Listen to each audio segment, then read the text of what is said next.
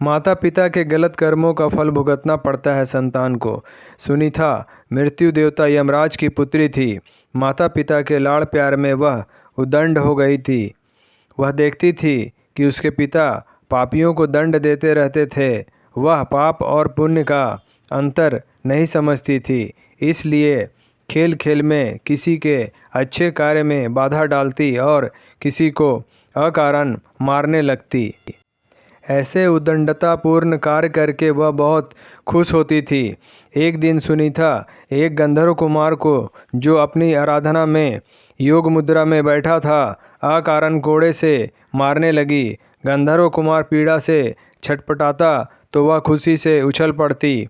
वह उसे खेल समझती। इस प्रकार की अपनी करतूतें वह अपने पिता को बताती। पिता उसकी इस उद्दंडता को बाल सुलभ खेल समझकर चुप रह जाते। न तो सुनीता को ऐसा करने से रोकते न समझाते। बहुत दिनों तक ऐसा चलता रहा। एक दिन फिर उस गंधर्व कुमार को जब वह पूजा पाठ कर रहा था, सुनीता ने मारना शुरू कर दिया। जब असहनीय हो गया तो उसने क्रोध से शाप दे दिया, तू धर्मराज की बेटी है, तेरा विवाह एक ऋषि पुत्र से होगा, तेरी एक योग्य संतान भी होगी, पर तेरे इन दुष्ट कर्मों का अंश उसमें व्याप्त रहेगा। सुनीता ने यह बात भी अपने पिता को बताई। अब धर्मराज को लगा कि उन्होंने बड़ी भूल कर दी। संतान की आदत और स्वभाव पर ध्यान न देकर उसे भले बुरे का ज्ञान नहीं दिया। फलस्वरूप उसे शाप मिला।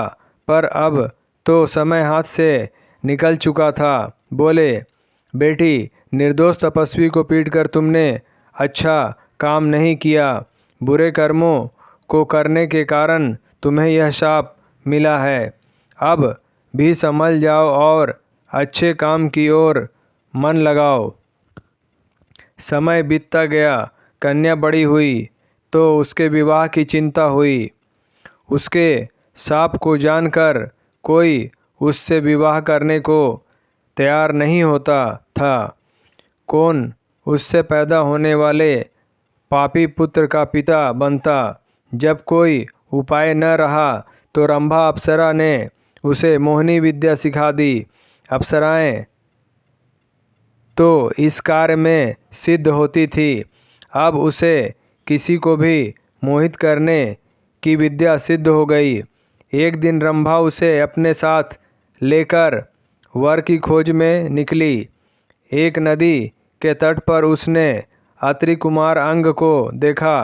सुनीता अंग को देखते ही उस पर मोहित हो गई। रंभा की माया तथा अपनी मोहिनी विद्या के बल पर उसने अंग को भी मोहित कर लिया। दोनों को एक दूसरे पर आसक्त जानकर रंभा ने दोनों का गंधर्व विवाह करवा दिया। दोनों सुखपूर्वक रहने लगे। कुछ दिनों बाद उनके पुत्र हुआ, जिनका नाम वेन रखा गया। वेन अत्रि वंश के अनुरूप ही अपने पिता अंग के समान धार्मिक, सदाचारी तथा रजोचित गुणों से संपन्न था। आचार विचार और व्यवहार में सब उसकी बड़ी प्रशंसा करते। अच्छे कुल में उत्पन्न होने के सभी लक्षण उसमें दिखते। पर माँ के एक दुर्गुण के कारण, जिसके कारण वह शापित हुई थी, धीरे धीरे वेन में भी वे दुर्गुण प्रकट होने लगे।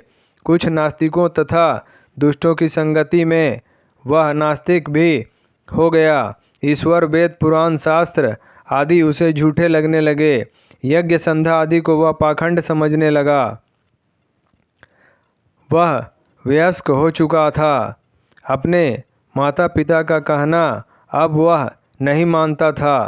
राजकाज में उसका हस्तक्षेप इतना बढ़ गया कि पिता अंग असहाय हो गए। राजा तो अब तो अंग थे, पर आज्ञा वेन की चलती थी। सुनीता समझ रही थी कि उसके संस्कारों का परिणाम शापग्रस्त इस पुत्र में उतर आया है। उसके हठ तथा उदंडता पर किसी का वश नहीं था, सब विवश थे। वेन के इन कर्मों से प्रजा दुखी रहने लगी। महाराजा अंग को अपयश मिलने लगा। जब सब प्रकार से वेन को समझाकर हार गए तो अपयश से बचने के लिए एक दिन निराश होकर अंग ने चुपके से घर ही त्याग दिया। राजा के बिना अराजकता और बढ़ी। ऋषियों ने अंगपुत्र वेन को राजा बनाया और समझाया, तुम्हारे दुष्कर्मों से दुखी होकर तुम्हारे पिता ने राज्य त्याग दिया। अब तुम अपना राजकीय उत्तरदायित्व समझो और सत्कार्य पर कर प्रजा को सुख दो। अब परवेन राजा बनकर तो और प्रमत्त तथा अहंकारी हो गया। बोला, आप लोग मुझे ज्ञान मत दीजिए, मैं स्वयं बड़ा ज्ञानी हूँ। ईश्वर, धर्म, शास्त्र आदि सब मेरे आदेश से स्थापित होंगे। मेरी ही आज्ञा धर्म होगी, शास्त्र वचन होगा। आप लोग अब मेरी आज्ञा के अनुसार चलिए और मुझमें ही ईश्वर, धर्म तथा शास्त्र की छाया देखिए। ऐसे विचारों वाले वेन के कार्यों से देश में अराजकता बढ़ी। सारे धार्मिक तथा सत्कार्य बंद हो गए। प्रजा की सुरक्षा नहीं रह गई। दुष्ट लोगों का बोलबाला हो गया। धार्मिक कार्य बंद हो गए। हर चीज़ का अंत होता है। पाप का घड़ा जब भर गया तो ऋषियों, मुनियों तथा प्रजाजनों ने विद्रोह कर दिया। वेन को पकड़ लिया और उसे प्रताड़ित कर राजा के पद से हटा दिया। सत्ता छिन जाने से वह असहाय हो गया। अब वह दूसरों की दया पर निर्भर रहने लगा। ऋषियों ने प्रजा से परामर्श कर उसके पुत्र पृथु को राजा के पद पर प्रतिष्ठित कर दिया। वेन जंगल में चला गया। निश्चय ही अच्छे कुल परिवार का व्यक्ति भी कुसंगति के कारण अपनी मर्यादा भूलकर कुमार्गी हो जाता है। अपने कुल धर्म को भूलकर सबके दुख का कारण बनता है और अंत में अपने इसी आचरण के कारण वह स्वयं ही नष्ट हो जाता है। इसलिए कुसंगति तथा कुसंस्कारों से बचना चाहिए। दोस्तों, आपको हमारा वीडियो पसंद आया हो तो लाइक करें, शेयर करें, सब्सक्राइब करें और हमारी नई वीडियो के लिए बेल आइकॉन ज़रूर दबाएं। धन्यवाद।